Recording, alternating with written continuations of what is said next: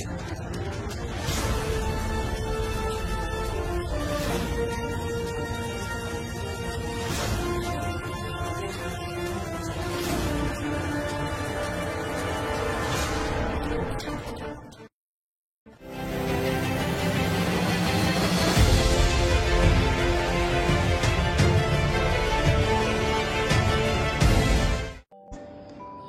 শ্রোতা বন্ধুরা, গল্পের ফেরিওয়ালা গ্রুপে আপনাদের সবাইকে স্বাগত। আজ মহালয়া। আমাদের সকল শ্রোতা বন্ধুকে জানাই শুভ মহালয়া। দারুণ কাটুক আপনাদের পুজো। আজ মহালয়ার পূর্ণ লগ্নে আপনাদের জন্য আমাদের বিশেষ নিবেদন, গোয়েন্দা সুখেন বাবু সিরিজের গল্প অভিশাপের খোকোশ, কলমে প্রচ্ছন্ন গুপ্ত। গল্প পাঠে রাজদীপ চক্রবর্তী, সুখেনবাবুর ভূমিকায় মৃন্ময় মান্না, বিকাশের ভূমিকায় জয়দীপ চক্রবর্তী, মহেন্দ্রর ভূমিকায় আর.জে. সৌমিক, রাজার ভূমিকায় আবির অধিকারী, বিক্রমের ভূমিকায় অতনু, সুখদেবের ভূমিকায় জয় দাস, সন্তোষের ভূমিকায় জয় ভট্টাচার্য, সুলেখার ভূমিকায় বর্ণালী দে বর্মন, ইন্সপেক্টর অজয়ের ভূমিকায় সুদীপ্ত সরকার ও ছোট্ট রুকুর ভূমিকায় মাস্টার ইভান চক্রবর্তী। আবহ সঙ্গীত Rajdeep Chakraborty, poster design RD. Creations. সমগ্র পর্ব পরিকল্পনা ও পরিচালনায় টিম গল্পের ফেরিওয়ালা। শুরু হচ্ছে আজকের বিশেষ নিবেদন, প্রচ্ছন্ন গুপ্তের কলমে গোয়েন্দা সুখেন বাবু সিরিজের গল্প অভিশাপের খোকোশ। সকালবেলা শান্তিনিকেতনে আমাদের ভাড়া বাড়ির উঠোনে বসে আমরা তিনজন চা খাচ্ছিলাম। আমি অমল, আমার বন্ধু বিকাশ আর গোয়েন্দা সুখেন বাবু। ভাড়া করা এই একতলা বাড়িটাতেই আমাদের আশ্রয়। গাছপালায় ঘেরা উঠোন, বকুল ফুলের গন্ধে চারপাশ মাতোয়ারা। সুখেনবাবুর বয়স প্রায় 50, মাথায় টাক, মুখে মোটা কোফ, ঠোঁটে হাসি, গলায় অব্যর্থ ভদ্রতা। সকলকেই তিনি স্যার বলে ডাকেন, যেন পৃথিবীটাই তার অফিস। সেই সকালে সুখেনবাবু মহাভারতের আলোচনা করছিলেন।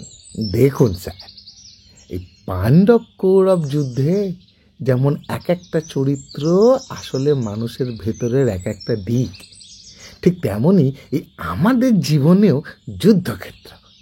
ভেতরে ভেতরে আমরা সবাই কুরুক্ষেত্র করছি। তিনি চায়ের কাপ নামিয়ে বললেন। বিকাশ হেসে বলল, মানে আমাদের তিনজনের ভেতরে 5 পাণ্ডব লুকিয়ে আছে? না স্যার, পঞ্চ পাণ্ডব নয়। আপনি হলেন ভীম, অমল যুধিষ্ঠির, আর আমি হলাম এই বিদুর। এবার আমি হেসে ফেললাম। বিদুর কেন?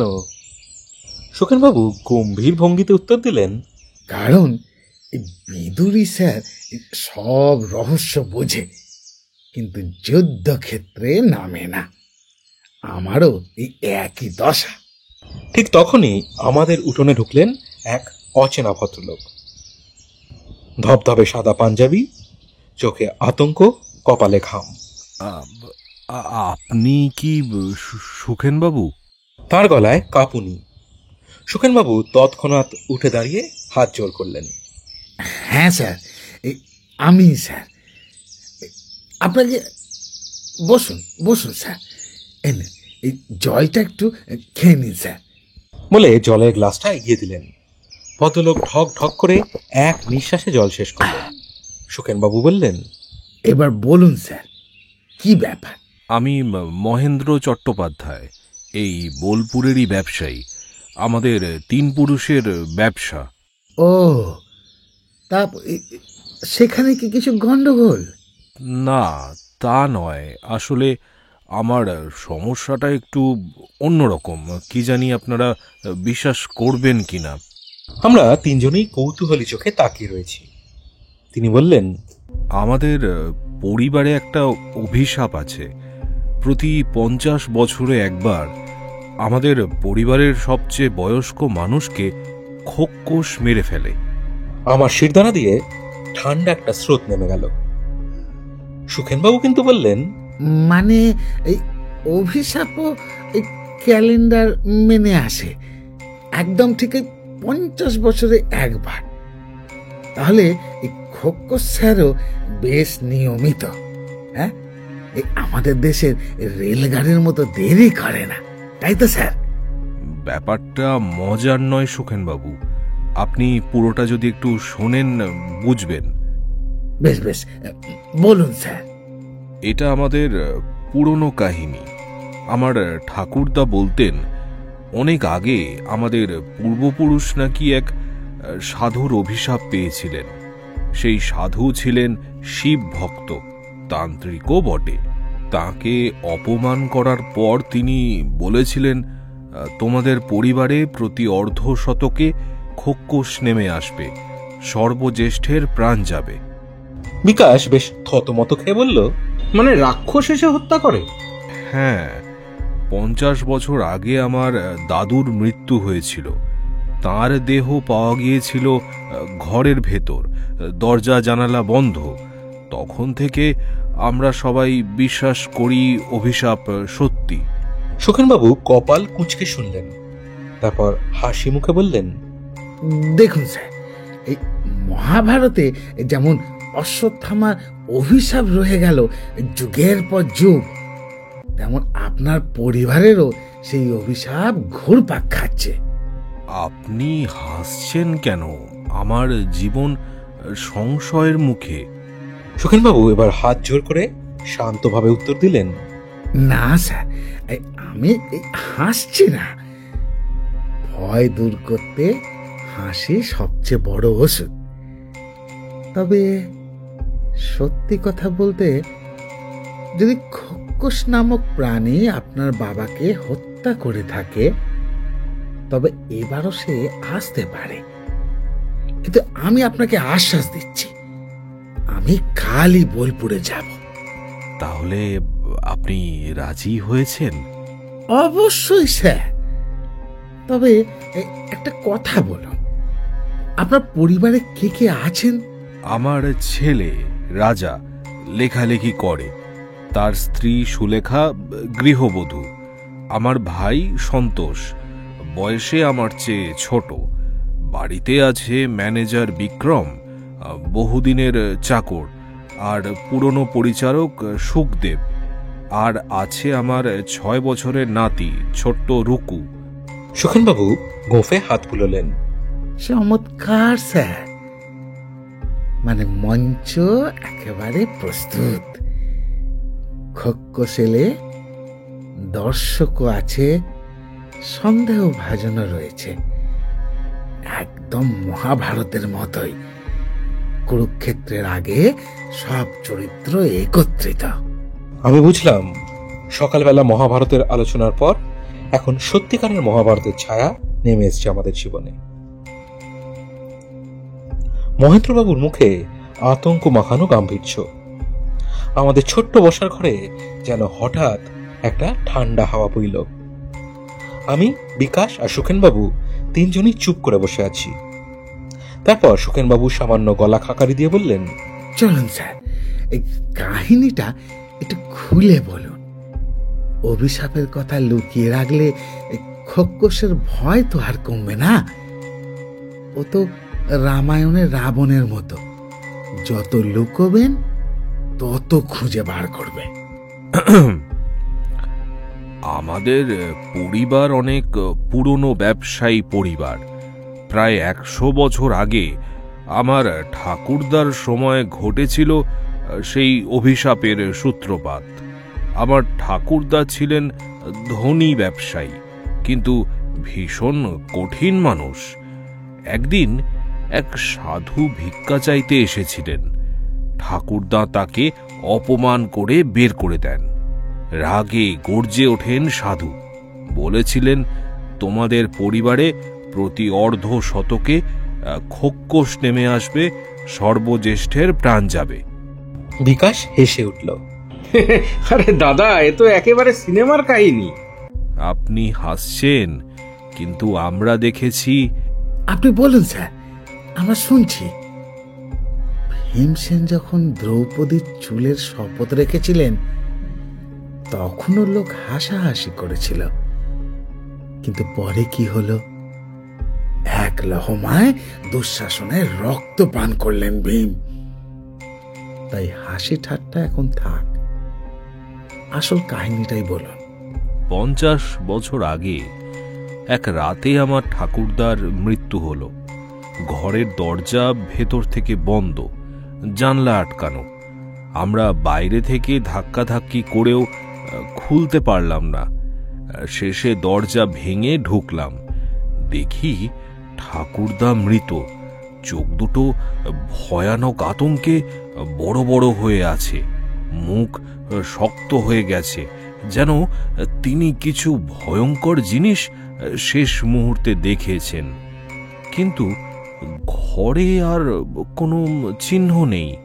আমি বেশ অবাক হয়ে বললাম, মানে পুরোপুরি একটা লকড রুম মিস্ট্রি? মহেন্দ্রবাবু মাথা নেড়ে বললেন, হ্যাঁ, সেদিন থেকেই সবাই বলল অভিশাপ সত্যি হয়েছে। গ্রাম জুড়ে ছড়ালো আতঙ্ক। কেউ বলল ছাদের উপর ছায়া দেখা গেছে, কেউ বলল উঠোনে পায়ের ছাপ ছিল, কিন্তু কিছুই প্রমাণ হয়নি। সুখেনবাবু তখন চায়ের কাপটা ঠোঁটে নিয়ে ঢক ঢক করে শেষ করলেন। তারপর বললেন, খুব ভালো স্যার, দারুণ লাগছে, একেবারে বাল্যকাণ্ডের মতো। তবে একটা কথা বলুন তো, এই খোকস যদি সত্যি থাকে, তবে ওর কাজ খুবই নিয়মিত। প্রতি 50 বছর পর আসছে, মানে মানে ওর টাইম টেবিল একেবারে সরকারি বাসের মতো। দেরিও করে না, আগেও আসে না। এরকম শৃঙ্খলাবদ্ধ ভূত আমি তো আগে দেখিনি। মানে খোকসের টাইম কাট আছে, হ্যাঁ সুখেনবাবু? অবশ্যই স্যার। আর অফিসের হাজিরা খাতায় সই করে নামছে আপনার উঠোনে। আমরা হেসে ফেললাম, কিন্তু মহেন্দ্রবাবু গম্ভীর মুখে বললেন, আপনারা যতই মজা করুন, আমার ভয় বাড়ছে। কারণ আমার ঠাকুরদার পর এখন আমি পরিবারের সবচেয়ে প্রবীণ, আর গতকালই পূর্ণ হলো 50 বছর। মানে আমারই প্রাণ সংশয়। এবার কিন্তু আমার গলা শুকিয়ে এলো। আমি বললাম, মানে আপনি আশঙ্কা করছেন আপনাকে মারতে খোকস আসবে? হ্যাঁ, তাই আমি দৌড়ে এলাম। আপনাদের ছাড়া আমার আর কোনো ভরসা নেই। মহেন্দ্রবাবু চুপ করে গেলেন। সুখেনবাবু তখন একটু হেসে গলা নামিয়ে বললেন, শুনুন স্যার, আমি ওই ভূত টুতকে ভয় পাই না। ভূত মানে মানুষেরই আর একটা রূপ। ভয়ে চোখ বড় করে তাকালে ভূত বড় হয়ে ওঠে, আর আমি চোখ কুচকে তাকাই, তাই ভূতই ভয় পেয়ে পালায়। তাহলে সুখেনবাবু, আজ রাতে আপনি ভূতের সঙ্গে খোকস শাস্ত্র পড়বেন? অবশ্যই স্যার, যদি আসে তবে জিজ্ঞাসা করব, তুই কোন খোকস, পুরাণের না স্থানীয়? যদি পুরাণের হয় তো ছবি তোলাব, আর যদি স্থানীয় হয় তবে থাপ্পড় মেরে বের করে দেব। আমি বুঝলাম আমাদের হাসানোই সুখেনবাবুর কৌশল। কিন্তু মহেন্দ্রবাবুর মুখে কোনো হাসি নেই। তিনি শুধু আস্তে আস্তে বললেন, আমার ভয়টা যদি সত্যি হয়। এবার কিন্তু সুখেনবাবু গম্ভীর হয়ে গেলেন। সত্যি হলে আমরা সামলাবো স্যার। কাল সকালে আমরা আপনার বাড়ি যাব, আপনার বাড়িতে পৌঁছে সব দেখে নেব। যদি অভিশাপ থাকে তবে তা ভাঙব, আর যদি না থাকে তবে সত্যি বের করব। আমি জানি যতই অশুভ শক্তি থাকুক, মানুষের বুদ্ধি সব জয় করতে পারে। মনে রাখুন, কৃষ্ণ মহাভারতে অস্ত্র ছাড়াই জয় এনেছিলেন। আমিও স্যার যুক্তি দিয়ে লড়ব। মহেন্দ্রবাবুর মুখে সামান্য আলো ফুটল। আমরা তিনজনেই তখন বুঝতে পারলাম অন্ধকারে ঢেকে আসা এক ভয়ঙ্কর রাত আমাদের দিকে এগিয়ে আসছে।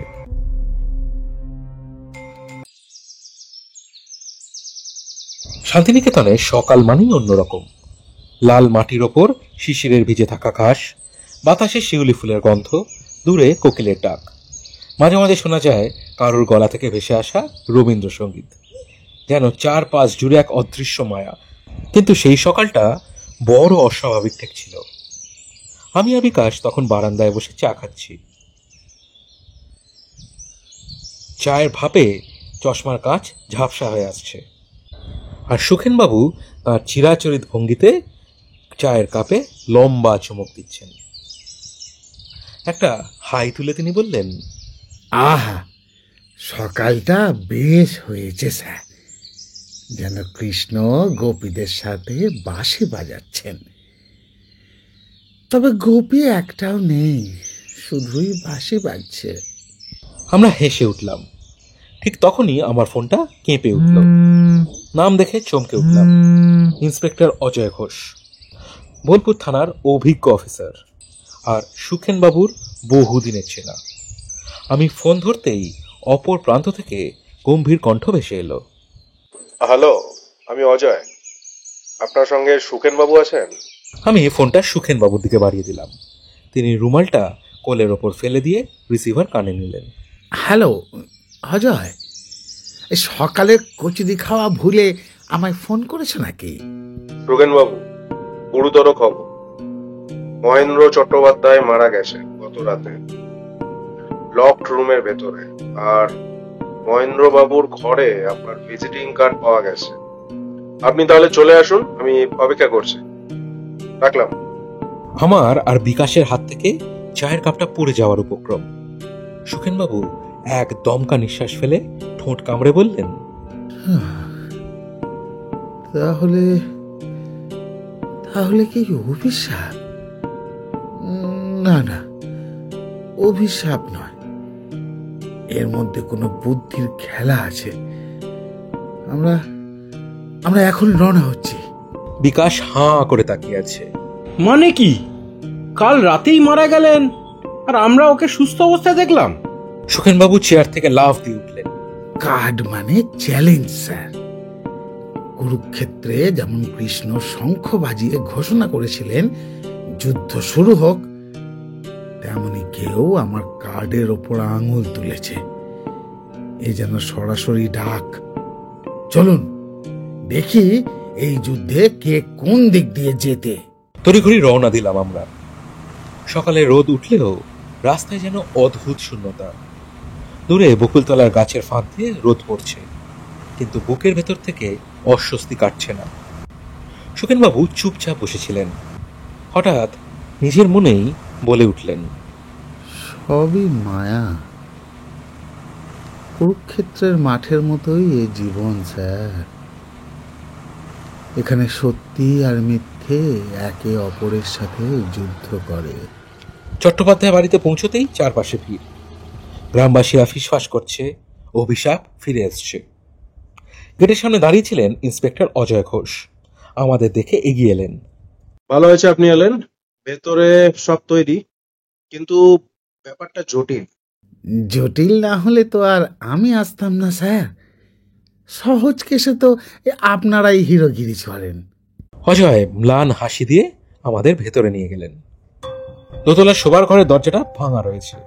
আমরা ঢুকলাম। ঘরের ভেতর একটা অদ্ভুত ঠান্ডা, যেন জানলার বাইরে রোদ ঢুকতেই ভয় পাচ্ছে। মেঝেতে পড়ে রয়েছেন মহেন্দ্রবাবু। চোখ দুটো বিস্ফারিত, মুখ শক্ত হয়ে আছে আতঙ্কে। এক মুহূর্তে মনে হলো মৃত্যুর আগে তিনি ভয়ঙ্কর কিছু দেখেছিলেন। সুখেনবাবু ধীরে ধীরে হাঁটু গেড়ে বসলেন। হাতের লেন্স বার করে দেহ আর মেঝে খুঁটিয়ে দেখলেন। শরীরে একটাই গভীর ক্ষত, মনে হচ্ছে ছুরির আঘাত।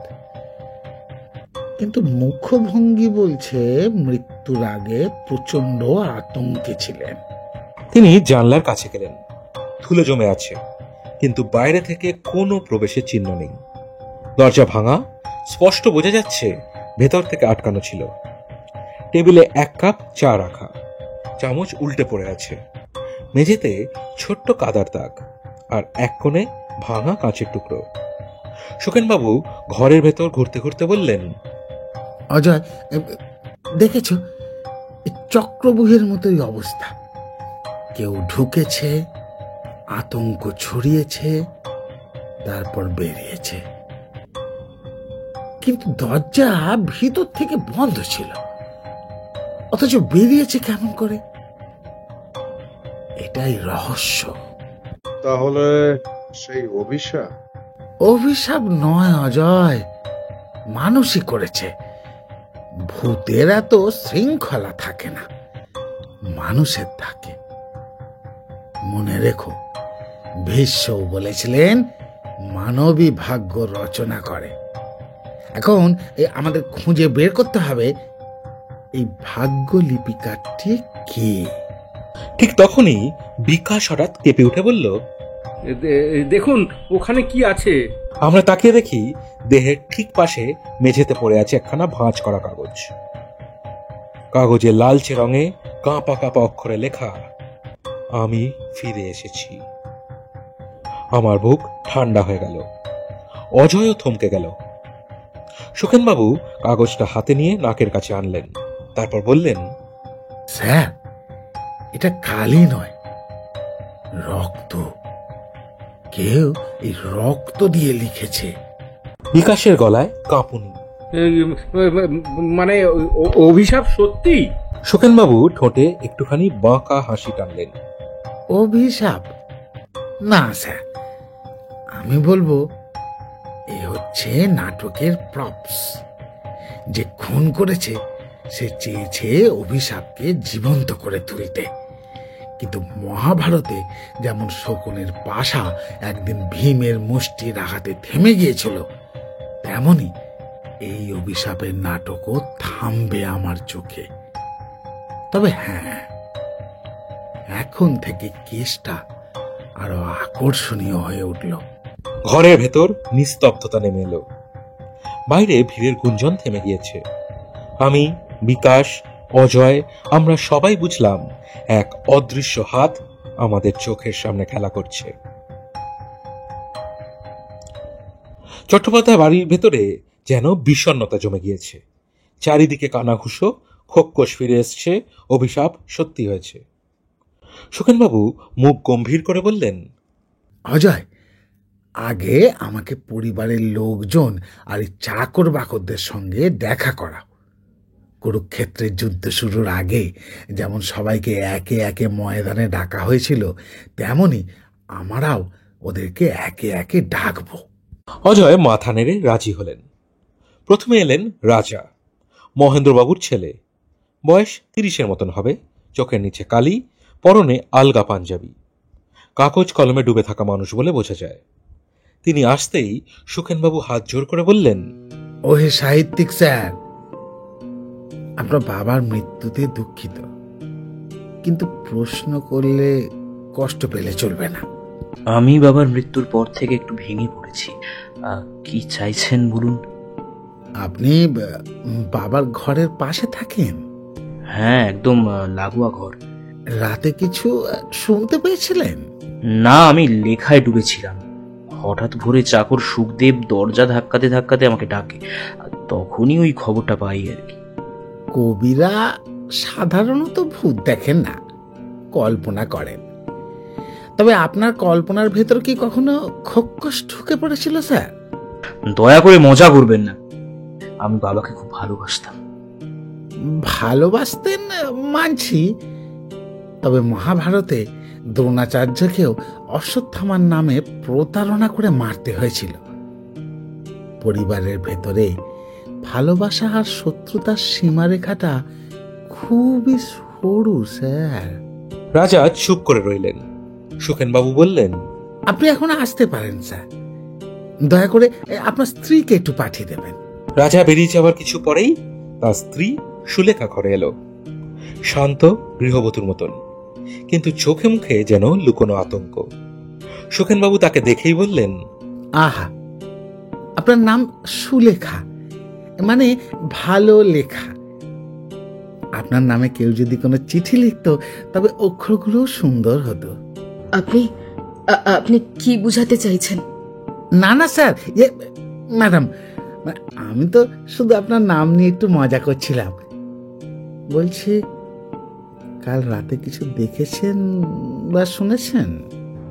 আমি শোবার ঘরে ছিলাম, হঠাৎ ভোরে হইচই শুনি, তারপরে দৌড়ে যাই। আপনার শ্বশুরের সঙ্গে সম্পর্ক কেমন ছিল? ভালোই ছিল। উনি মাঝে মাঝে একটু রাগারাগি করতেন, কিন্তু আমি সব সময় মানিয়ে নিতাম। মানে এই মহাভারতের কুন্তির মতো ছিলেন আপনি, সব দুঃখ লুকিয়ে রাখতেন নিজের ভেতরে। বেশ, আপনি এবার যেতে পারেন। মহেন্দ্রবাবুর ভাইকে একটু পাঠাবেন প্লিজ। এবার ঘরে এলেন সন্তোষবাবু। একটু স্থূলকায় মানুষ, পরনে ধুতি পাঞ্জাবি, চোখে মুখে অদ্ভুত গাম্ভীর্য। তিনি আসতেই সুখেনবাবু বললেন, আরে বাহ, আপনি কি সেই সন্তোষ? নামের সাথে চরিত্রের মিল কোথায় স্যার? মুখে তো দুঃখ জমে আছে। সন্তোষ রূঢ় স্বরে বললেন, আমার দাদা মারা গেছে, আনন্দিত হব নাকি?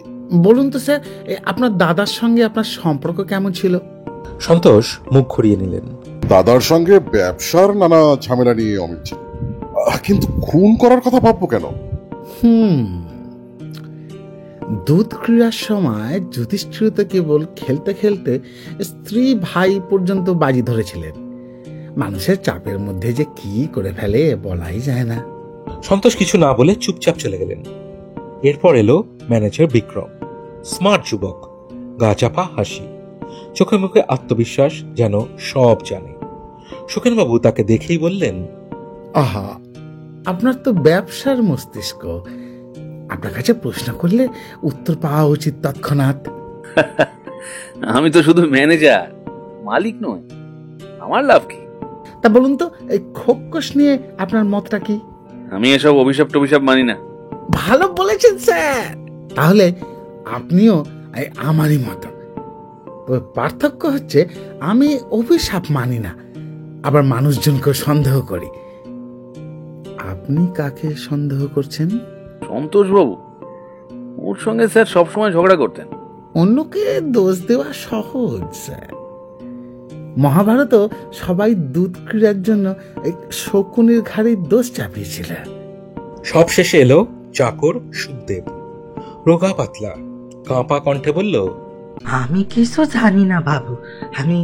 আমি ভোরে উঠে দরজায় কড়া নাড়ি, ভেতর থেকে কোনো সাড়া নেই, তারপর সবাইকে ডাকি। তুমি তো ভীমের মতো দরজা ভাঙতে পারতে। আমি তো 2খানা রুটি খেতেই হাঁপিয়ে যাই। সবাই হেসে ফেলল। সুখেনবাবু তখন হঠাৎ গম্ভীর হয়ে বললেন, শোনো সুখদেব, এই দরজার ভেতরে ঢোকার মতো কোনো ফাঁক দেখেছো? না বাবু, কিছুই না। তবে জানলার রাতে একটু শব্দ করছিল। সুখেনবাবু মাথা নাড়লেন। সবাই চলে গেলে সুখেনবাবু চেয়ার টেনে বসলেন। তারপর একটা সিগারেট ধরিয়ে বললেন, অভিশাপ নয় স্যার, এ হচ্ছে মানুষের চালাকি। সবাইকে দেখে মনে হচ্ছে প্রত্যেকেরই কারণ আছে, প্রত্যেকেই সন্দেহভাজন। মহাভারতের মতোই কে বন্ধু কে শত্রু বোঝাই যাচ্ছে না। বিকাশ জিজ্ঞাসা করলো, তাহলে এখন কি করবেন? এখন আমি মহাভারতের কৃষ্ণ, ধৈর্য ধরব। এই সময় আসলেই সবাইকে নিজের রূপে চিনব।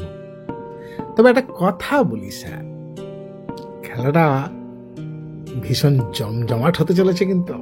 অজয় এবার একটা ডায়েরি বের করে বলল, এটা মহেন্দ্রবাবুর ডায়েরি, পড়ে দেখুন। আমি একটু পড়েছি আর তাতে বুঝেছি কেস বেশ জটিল। কিরকম? সবার সাথেই কিছু না কিছু নিয়ে ঝামেলা ছিল মহেন্দ্রবাবু, সেই সব কথাই লেখা আছে। বেশ, এটা তাহলে আমার কাছেই থাক। আজ রাতে তাহলে এটা পড়ি, কাল আবার আসবো। বলে ডায়েরিখানা বগল দাবা করে বেরিয়ে পড়লেন। আমরা দুজনও তাড়াতাড়ি ওনার পিছু নিলাম। সারা সন্ধে মন দিয়ে ডায়েরি পড়লেন সুখেনবাবু। তারপর আমাদেরকে বললেন, খেঁচা ম্যাচা কেস স্যার। বুড়োর তো সবার সাথেই কিছু না কিছু সমস্যা ছিল। যাক, কাল সবার সাথে আবার বসতে হবে। তাড়াতাড়ি শুয়ে পড়া যাক স্যার, কাল অনেক কাজ। সকাল থেকে পুরো বাড়িটা গুমোট। বিকাশ, আমি, সুখেনবাবু আর police inspector Ajay Basu drawing রুমে বসলাম। সুখেনবাবু হালকা হাই তুলে বললেন, এটা ওই চাটা পাওয়া যাবে নাকি? রহস্যের সঙ্গে লড়াই করার আগে পেট গরম না থাকলে গোয়েন্দাগিরিটা ঠিক হয় না। সবাই হেসে ফেলল, কিন্তু তার গম্ভীর চোখ ঝলক দিয়ে উঠল। অজয় স্যার, এই একে একে সবাইকে ডাকুন। এই বাড়ির প্রতিটা লোকের ভেতরেই কুরুক্ষেত্র চলছে। রাজা এলেন, চোখ লাল কিন্তু মুখ গম্ভীর। সুখেনবাবু জিজ্ঞাসা করলেন, আপনি বাবার মৃত্যুর রাতে ঘরেই ছিলেন? হ্যাঁ, আমি লিখছিলাম, কিছু শুনিনি।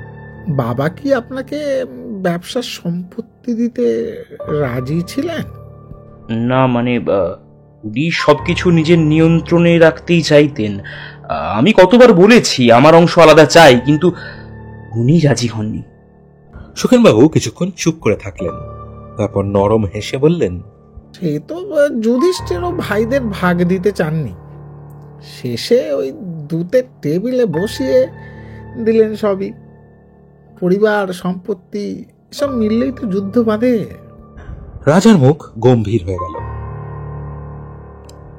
এরপর সন্তোষবাবু এসে বসলেন, চোখে মুখে ভয় কিন্তু ছোয়ালে শক্ত ভাব। সুখেনবাবু সরাসরি প্রশ্ন করলেন, আপনার আর এই দাদার মধ্যে সম্পত্তি নিয়ে কি ঝামেলা ছিল? হ্যাঁ, দাদা সব জমিজমা ওই নিজের নামে রাখতে চাইছিলেন। আমি বারবার বলেছি ভাগ চাই, উনি রাজি হননি। মহাভারতের দুর্যোধনও তো ভাইদের জমি দিতে চাননি। শেষে সেই অশান্তি কুরুক্ষেত্র ডেকে নিয়ে এলো। আপনার জীবনেও বোধহয় তাই। ইন্সপেক্টর অজয় কানে কানে আমাকে বললেন, দেখছেন, এই লোকটার মোটিভ সবচেয়ে পরিষ্কার। আমি মাথা নাড়লাম। বিক্রম এসে চেয়ারে বসলেন, আত্মবিশ্বাসী কিন্তু গলায় চাপা সুর। সুখেনবাবু বললেন, আপনার চাকরি কি মহেন্দ্রবাবু নিয়ে কিছু প্রশ্ন তুলেছিলেন? হ্যাঁ, তিনি বলছিলেন আমার জায়গায় কাউকে নতুন নিতে চান, তাই আমি চিন্তায় ছিলাম। অর্থাৎ আপনার জন্য খুনের মোটিভ আছে।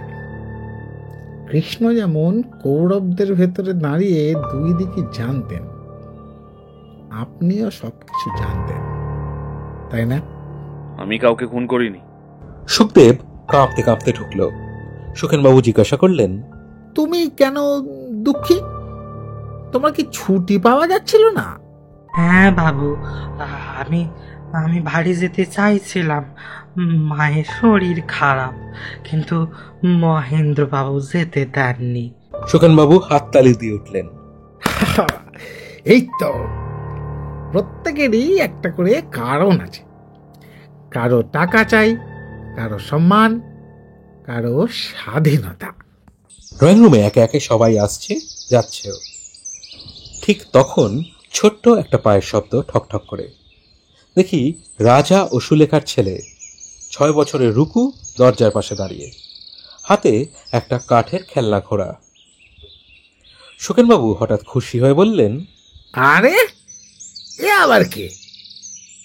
এই রহস্যময় রাজপ্রাসাদের সবচেয়ে ছোট রাজকুমার নাকি? রুকু খিলখিল করে হেসে উঠল। আমি রুকু।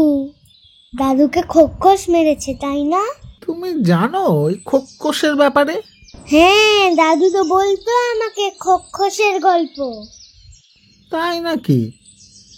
আচ্ছা বলতো, দাদু কাকে সব থেকে বেশি বকতো? আমার মাকে। রান্নায় নুন কম হলে, কিছু দেরি হলে, সব কিছুর জন্যই মাকে বকতো। আহা, তাহলে খোকসের গল্প শুনিয়ে দাদু আসলে নিজের স্বভাবই বোঝাচ্ছিলেন। রুকু কিছু না বুঝেই আবার খেলায় মগ্ন হয়ে গেল। হঠাৎ বলল, দাদু বলতো খোকস মিথ্যে কথা বলে না, তাই আমি জানি খোকস সত্যি। সুখেনবাবু হেসে হাত বাড়িয়ে তার মাথায় হাত রাখলেন। সত্যি বা মিথ্যে, তুমি একেবারে সৎ সাক্ষী। তোমার বলা কথাই আমাদের কাছে সব থেকে বড় ক্লু। অজয় আস্তে আস্তে কানে কানে আমায় বললেন, বুঝলেন, এ শিশুর মুখে বেরিয়ে এলো মহেন্দ্রবাবু প্রায় সুলেখাকে অপমান করতেন। সুতরাং সুলেখারও মোটিভ তৈরি হলো। মহাভারতে যেমন অভিমন্যু চক্রব্যূহে ঢুকে সবাইকে বিভ্রান্ত করে দিয়েছিল, তেমনই এই ছোট্ট ছেলেটা আমাদের আলোচনায় ঢুকে সবচেয়ে বড় ইঙ্গিত দিয়ে দিল। রঘু আবার খিলখিল করে হাসল, কিন্তু ঘরের ভেতর অদ্ভুত একটা গুমট নেমে এলো। বিকেল গড়িয়ে যাচ্ছে, বাইরের সূর্যটা যেন ধীরে ধীরে কুয়াশার ভেতর হারিয়ে যাচ্ছে। চট্টোপাধ্যায় বাড়ির বারান্দায় দাঁড়িয়ে সুখেনবাবু বললেন, অজয় স্যার, মামলাটা দিন দিন মহাভারতের মতোই জটিল হচ্ছে। প্রত্যেকেই সন্দেহভাজন, কিন্তু যদি আমাকে বাজি ধরতে হয়, আমি বলবো সন্তোষবাবুর দিকেই আঙুল সব থেকে বেশি উঠছে। আমি বললাম, ঠিক বলেছেন, দাদার সম্পত্তি না পেলে তিনি একেবারে নিঃস্ব হয়ে যেতেন। রাগ, অভিমান, অভাব সবকিছু মিলিয়ে খুন করার কারণ কিন্তু ওরই সবচেয়ে বেশি। ঠিক তাই। মহাভারতে দুধের আসরে যেমন যুধিষ্ঠির অন্ধ হয়ে পাশা খেলছিলেন, তেমনি আমরা এখন সন্তোষবাবুকে খুনি ধরে নিচ্ছি, কিন্তু পাশা আসলে কোথায় পড়বে সেটা এখনো খোলসা হয়নি। ঠিক তখনই ছোট্ট রুকু লাফাতে লাফাতে এসে হাজির, হাতে তার সেই কাঠের ঘোড়া। কাকু, জানো তো আমি রাত্রির বেলায় জানলার বাইরে একটা ছায়া দেখেছিলাম। সুখেনবাবু নিচু হয়ে বললেন, কোন জানলার কাছে? রুকু ভেবে চিনতে বলল, আমাদের ঘরের জানলার পাশে। খুব বড় ছিল। আমি ভেবেছিলাম দাদুর ঘরে খোকস দাঁড়িয়ে আছে। পরে ভয় পেয়ে মাকে ডাকতে যাই। বিকাশ বিস্মিত দৃষ্টিতে বলল, সেই দিকেই তো সন্তোষবাবুর ঘর। ইন্সপেক্টরের কপালে ভাঁজ পড়ল। তাহলে সব মিলছে। ছায়া, সম্পত্তির ঝামেলা, অভিমান, সবই সন্তোষের দিকে ইঙ্গিত করছে। তবে মনে রাখবেন অজয় স্যার, অভিমন্যুর মৃত্যুর আগে সবাই ভেবেছিল কুরুক্ষেত্র শেষ হয়ে গেছে, অথচ আসল যুদ্ধ তখনো বাকি ছিল। সন্ধ্যা নামতেই আমরা সন্তোষবাবুর ঘরের দিকে রওনা হলাম। কাঠের দরজার সামনে দাঁড়িয়ে সুখেনবাবু বললেন, চলুন, সত্যিটা এবার ওনার মুখ থেকেই শুনি। ইন্সপেক্টর কড়া নাড়লেন। সন্তোষবাবু, দরজা খুলুন। কোনো সাড়া নেই। আবার কড়া নাড়া, তবু নিস্তব্ধতা। সুখেনবাবু হালকা ঠোঁট কামড়ে ফিস ফিস করে বললেন, দরজাটা বন্ধ মানেই দুটো সম্ভাবনা, কিংবা ভিতরে গোপনীয়তা রক্ষা হচ্ছে, অথবা... ইন্সপেক্টর আর দেরি করলেন না। লোকজন ডেকে দরজা ভাঙা হলো। দরজা ভাঙতেই ঝড়ের মতন হুড়মুড় করে আমরা ঘরে ঢুকে পড়লাম, কিন্তু ঢুকেই থমকে দাঁড়ালাম। সন্তোষবাবু মেঝেতে পড়ে আছেন, চোখ দুটো বিস্ফারিত, ঠোঁট ফ্যাকাশে, মুখে জমে আছে মৃত্যুর আতঙ্ক, আর বুকের কাছে সেই একই রকম ক্ষতচিহ্ন। ঘরের বাতাসে কেমন একটা লৌহ গন্ধ। স্পষ্ট বোঝা যাচ্ছে এ মৃত্যু স্বাভাবিক নয়।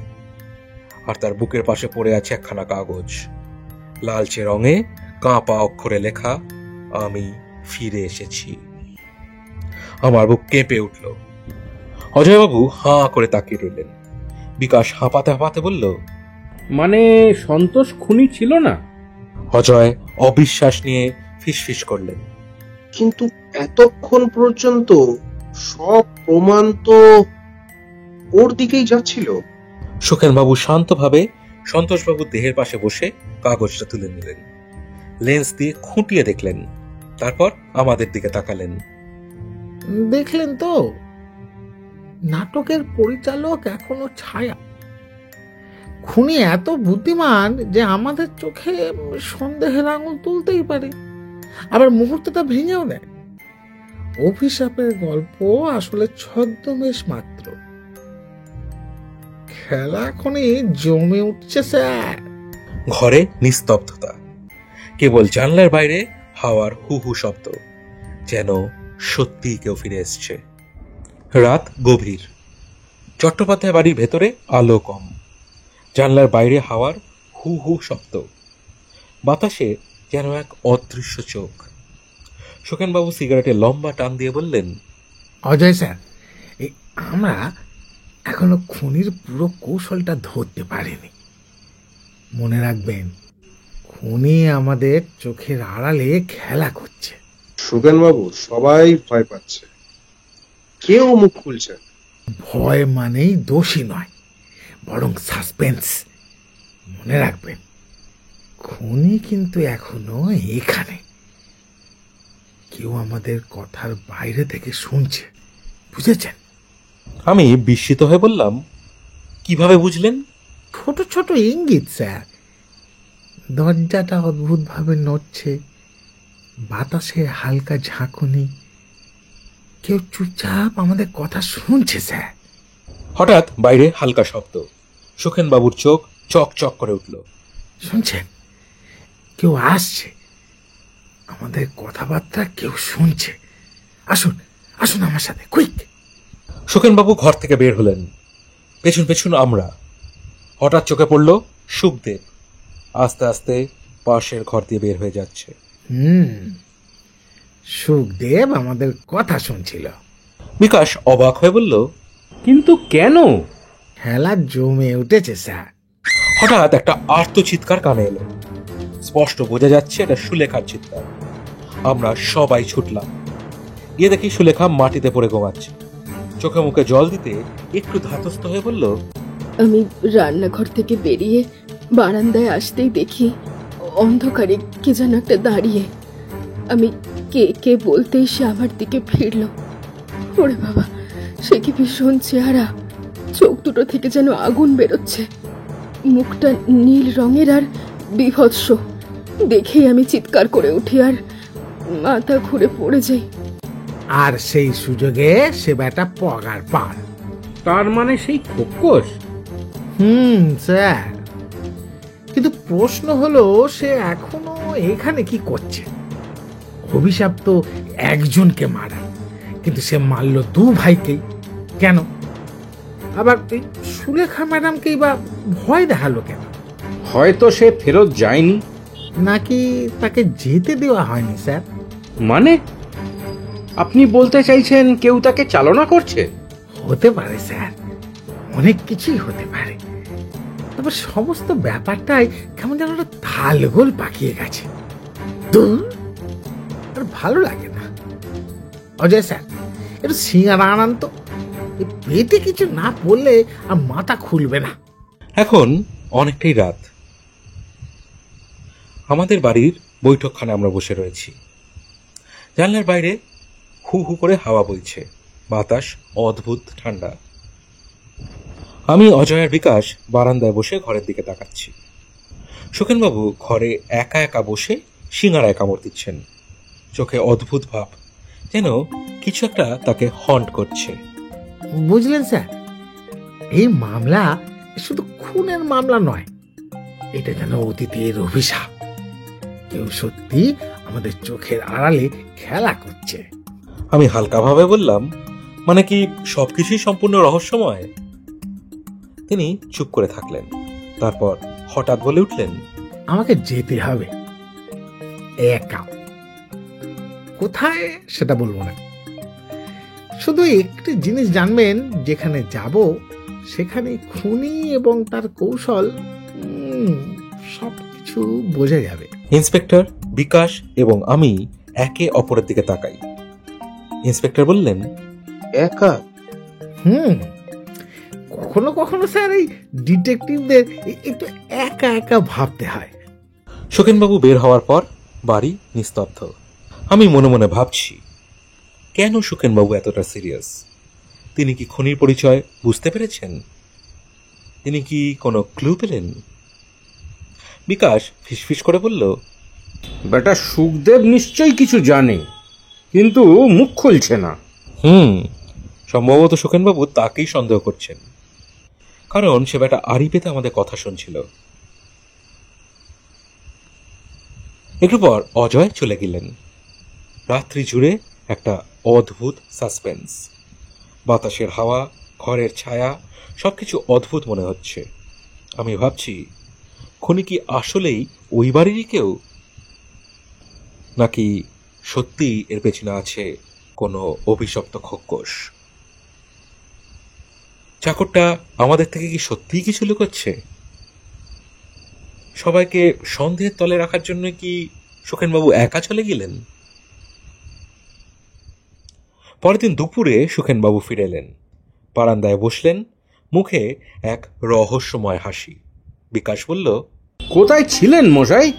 গেছিলাম স্যার একটা জরুরি কাজে।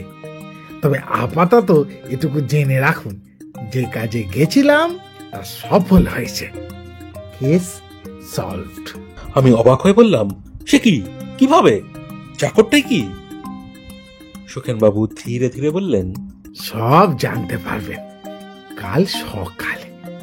এই চট্টোপাধ্যায় বাড়িতে সকালে মিটিং ডেকেছি, সেখানে সব খোলসা হবে। মানে এখন চুপ করে বসে থাকো সাসপেন্সে? কোনো মানে হয়? হয় স্যার, হয়। ওই কথায় আছে না, ধৈর্য ধরলে কেষ্ট মেলে। ওটা কষ্ট করলে সুকেন বাবু। ওই একই হল, যাহা 52 তাহাই 59। উফ, আপনি আর প্রবাদগুলো বলবেন না তো প্লিজ। পরের দিন সকাল 10টা, চট্টোপাধ্যায় বাড়ির বড় ড্রয়িং রুম। সকল সন্দেহভাজন, রাজা, সুলেখা, বিক্রম আর সুখদেব, তারা সেখানে উপস্থিত। রুকুও রয়েছে সেখানে। আমি, বিকাশ আর ইন্সপেক্টর অজয় রয়েছি। সুখেনবাবু একটু গলা খাকারি দিয়ে বললেন, ভালো স্যার ও ম্যাডাম, সবাইকেই একত্রিত করেছি। আজ আমরা খুনের দাদার সমাধান করব। সবার আগে রাজাবাবু স্যার, আপনি তো টেনশন করছেন কেন? বাজারে আপনার দেনা কত সেটা আমি জেনে যাব, সেই ভেবে কি? তাহলে শুনুন, আমি কিন্তু সেটা জেনে গেছি। সুখেনবাবু, আমার ধার দেনা আছে ঠিকই, তবে তাই বলে আপনি বলতে চাইছেন আমি কি খুনি? না স্যার, আমি কি সে কথা বলেছি নাকি? তবে দেনা থাকার কারণে মোটিভ তো আছে। আর মোটিভ হলো, বাবা মারা গেলে সম্পত্তি হাতের মুঠোয়, আর দেনা শোধ। না না, আমি কিছুই করিনি। দেনা আমার অনেকদিন থেকেই, কিন্তু তা বলে নিজের বাবাকে মারবো? হ্যাঁ। রুকু একটা কাঁচি ঘোরাতে ঘোরাতে বলল, কাকু আমি জানি দাদু খুব স্ট্রিক্ট ছিল মাকে নিয়ে। এই সরল চোখে সত্য খুঁজে পাওয়া যায়। ছোট্ট রাজকুমারের অবজারভেশন অনেক সময় এই বড় বড় ক্লু দেয়। বাবা আমায় শাসন করতেন বলে আমি তাকে মেরে ফেলবো? আমার সেই দুঃসাহস বা সামর্থ্য কোনোটাই নেই। আহা, চটেন কেন ম্যাডাম? এখন তো শুধু মোটিভ নিয়ে কথা হচ্ছে। সুখেনবাবু সুখদেবের দিকে তাকালেন। সুখদেব, আমি দেখেছি তুমি আমাদের কথাবার্তা শুনছ। কেন বাবু? আমি আমি কেবল জানবার জন্য, মানে ভয় হইতা ছিল তো তাই। কিন্তু কিন্তু তা খুনি আমি নই। স্যার, ছায়া কখনো সরাসরি আসে না। সুখেনবাবু এবার সবার দিকে তাকিয়ে বললেন, এবার একটা গল্প বলবো সবাইকে, একটু মন দিয়ে শুনবেন সকলে। একজন খুব ভালো মানুষের গল্প। তার ইন্টিগ্রিটি, সততা আর নিজের কাজের প্রতি ন্যায়পরায়ণতাই ছিল এক্সাম্পলারি। ছোটবেলা থেকেই মানুষ তাকে তার সততার জন্য মনে রেখেছে। তিনি এক বড় কোম্পানিতে কাজ করতেন। সে কোম্পানির মালিকেরা তারা অসৎ ছিল। তারা চুপচাপ লেনদেনের মাধ্যমে অর্থ হাতিয়ে নিচ্ছিল। কিন্তু এই মানুষটা একদিন সব জানতে পারলেন। তিনি সততার জন্য প্রতিবাদ করলেন, কিন্তু মালিকেরা তাকে একেবারে ভয় দেখালো। বলল, দেখবে কেউ কিছু জানতে পারবে না। কিন্তু মনোহর দত্ত ধীরে ধীরে তাদের কৌশল বুঝতে থাকলেন। তিনি লিপিবদ্ধ করেছিলেন, প্রমাণ রেখেছিলেন, এমনকি তার ডায়েরিতে মালিকদের অসৎ কাজের এভিডেন্সও ছিল।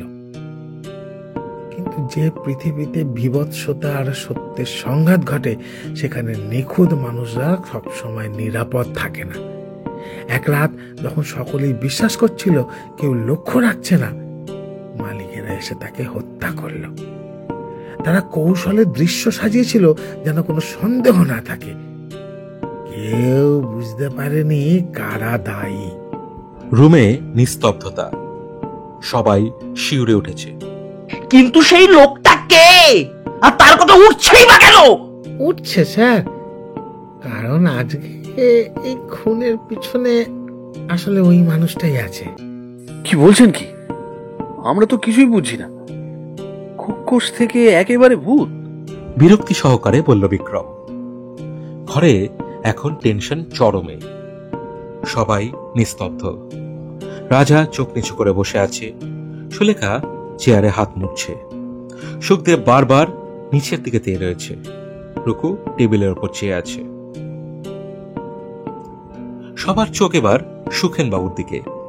চায়ের কাপে শেষ চুমুক দিয়ে তিনি বললেন, ভদ্র মহোদয়গণ, আমি এখন খুনির নাম প্রকাশ করতে যাচ্ছি, তবে তার আগে পুরো কেসটা একটু সংক্ষেপে মনে করিয়ে দিই। প্রথম ক্লু মহেন্দ্র বাবুর মৃত্যু লকড রুমে, যেখানে লেখা ছিল আমি ফিরে এসেছি। এই বাক্যটি ছিল অভিশাপের মতো সাজানো, যেন মনে হয় পারিবারিক কার্স কাজ করছে, কিন্তু লজিক বলছে কার্স কেবল ভয়ের অস্ত্র। দ্বিতীয় ক্লু প্রত্যেকের মোটিভ। রাজা চেয়েছিল সম্পত্তি, দেনায় ডুবে আছে। সুলেখা শ্বশুরের আচরণে ক্ষুব্ধ। সন্তোষবাবু সম্পত্তি ভাগ চেয়েছিল। সুখদেব রাগে ফুঁসছিল কারণ তাকে ছুটি দেয়নি। আর বিক্রম মনে হচ্ছিল নীরব, কিন্তু সেই নীরবতার মধ্যেই লুকিয়েছিল বহু বছরের প্রতিশোধ। কিসের প্রতিশোধ? কারণটা আপনার বাবা বিক্রম স্যার। তার সততার জন্যই সে মারা গিয়েছিলেন, আর যেহেতু সে হত্যার সময় আপনি ছোট ছিলেন, কিছুই করতে পারেননি। বড় লোক শয়তান দুটো টাকা পয়সার ক্ষমতাকে কাজে লাগিয়ে পার পেয়ে গেছিল। ও হ্যাঁ, এখানে বলে রাখি, শয়তান দুজন হলেন এই বাড়ির দুই মৃত ব্যক্তি, যারা বিক্রমের বাবাকে খুন করেন। আপনি স্যার পরিকল্পনা করেছিলেন রিভেঞ্জ নেওয়ার, তাই না? কিন্তু আপনি এত কিছু জানলেন কি করে? আর বিক্রমকে সন্দেহ বা কেন করলেন? আমি এবার প্রশ্ন করলাম। সুখেনবাবু ধীরে ধীরে হাঁটতে হাঁটতে বললেন, আমি ক্লু পেয়েছি কয়েক জায়গায়। প্রথমত নোটের হ্যান্ডরাইটিং। আমি বিক্রমের ডায়েরি দেখেছিলাম, কিছু অক্ষর যেমন আ, ফি আর সে ঠিক একই প্যাটার্নে ছিল। খুব সূক্ষ্ম, কিন্তু চোখে পড়ে। আর এটা মাথাতে আসতেই আমার মনে হলো বিক্রম স্যারের ব্যাপারে একটু খোঁজ নিই। তো কলকাতায় গিয়ে ভালো করে খোঁজ খবর করে বিক্রম স্যারের কাকাকে পেলাম, যার থেকে ওনার বাবার ব্যাপারে জানলাম, আর জানলাম খুনিদের নাম। তখনই সব বুঝতেই পারলাম প্রতিটি মার্ডার পরিকল্পিতভাবে সাজানো হয়েছে যেন কার্সের সাথে মিল যায়। এটা কেবল পরিবারের ইতিহাসকে ব্যবহার করে ফিয়ার ছড়ানো, আর ফিয়ারকে ঢাল করে বিক্রম হত্যা করেছিল। এবার দাঁড়িয়ে পড়লেন সুখেনবাবু।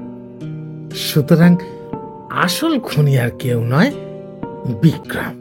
ঘরে এক মুহূর্তের জন্য নিস্তব্ধতা। সুলেখা হাহাকার করে উঠল। রাজা আকাশের দিকে তাকিয়ে রইলেন।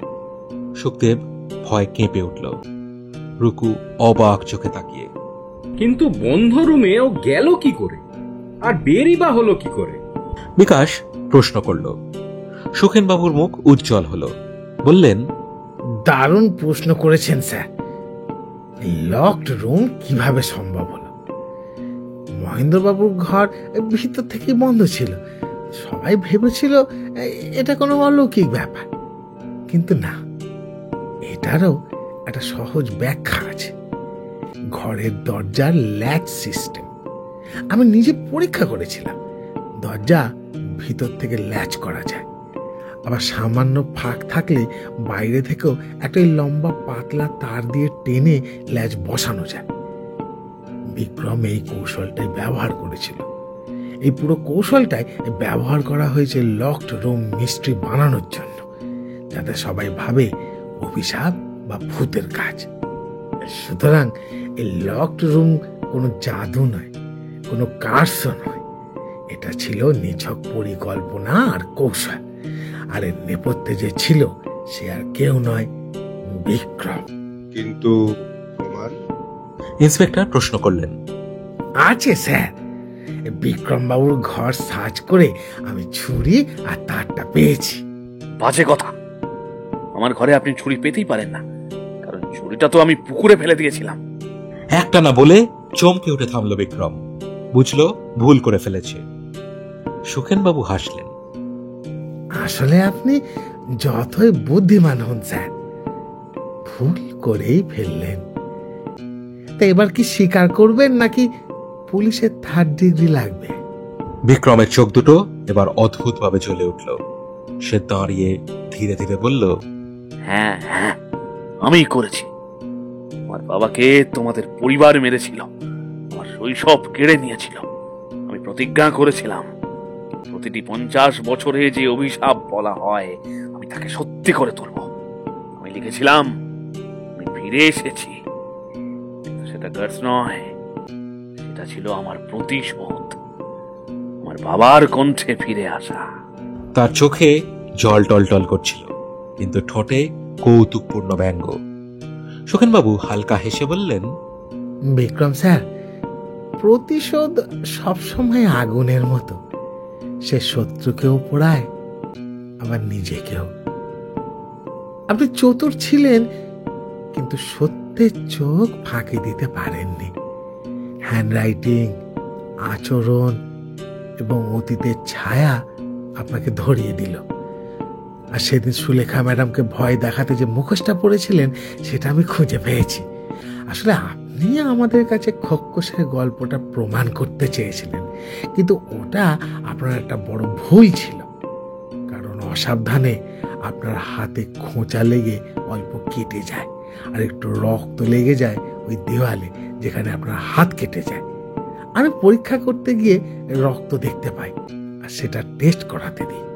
রক্ত ডিএনএ আপনার সাথে ম্যাচ করে গেছে। তিনি ইন্সপেক্টর অজয়ের দিকে তাকিয়ে বললেন, এবার খুনিকে গ্রেফতার করুন স্যার। অজয় হাত করা পরালেন বিক্রমের হাতে। রুমে সবাই স্তব্ধ। রুকু মায়ের আঁচলে মুখ গুজে আছে। সুখেনবাবু দাঁড়িয়ে শান্তভাবে বললেন, কেস সলভড স্যার। সাবাস সুখেন বাবু, কি দিলেন! উফ! সুখেনবাবু একটু লজ্জা পেয়ে বললেন, কি যে বলেন স্যার। ছোট্ট রুকু হঠাৎ বলল, সুখেন কাকু, এখন কি খোকসের গল্প শেষ? না রুকু, খোকস নয়, এটা ছিল মানুষের গল্প। আর মানুষের গল্প সবসময় ভূতের গল্প থেকেও ভয়ঙ্কর হয়। কিন্তু সুখেন কাকু, দাদু তো বললো খোকস রাতে বেরোয়, তাহলে খোকস নেই নাকি?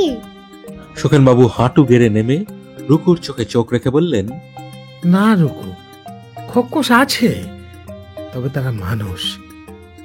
যাদের বুকের ভেতরে লোভ আর রাগ বাসা বেঁধে থাকে তারাই আসল খোকস। বাইরে নয়, ভিতরে থাকে। রুকু অবাক চোখে তাকিয়ে রইল। তারপর মৃদু হেসে মায়ের কোলের কাছে চলে গেল। বাড়ির সবাই তখনও স্তব্ধ, কিন্তু একটা কথা স্পষ্ট হয়ে গেছে, যে অভিশাপের ছায়া এতদিন ধরে পরিবারটিকে ভয় দেখিয়েছিল তার আসল রূপ ছিল মানুষেরই প্রতিশোধ। সুখেনবাবু জানলার দিকে তাকালেন। সকালের আলো ধীরে ধীরে ঘরে ঢুকে পড়েছে। তিনি দাঁড়িয়ে পাঞ্জাবির পকেটে হাত ঢুকিয়ে বললেন, চলুন এবার একটু গরম চা হলে ক্ষতি নেই। রহস্যের পর গরম চাই হচ্ছে আসল সমাধান। তবে বাবা সুখদেব, চিনি যেন একটু কম থাকে, কারণ চিনি খেয়ে আমি যদি ডায়াবেটিসে মারা যাই সেটা কিন্তু অভিশাপ নয়, খাঁটি বাঙালি বোকামি। ঘরে হালকা হাসি ছড়িয়ে পড়ল। ভারী পরিবেশের ভেতর দিয়ে যেন নতুন দিনের আলো উঁকি দিল।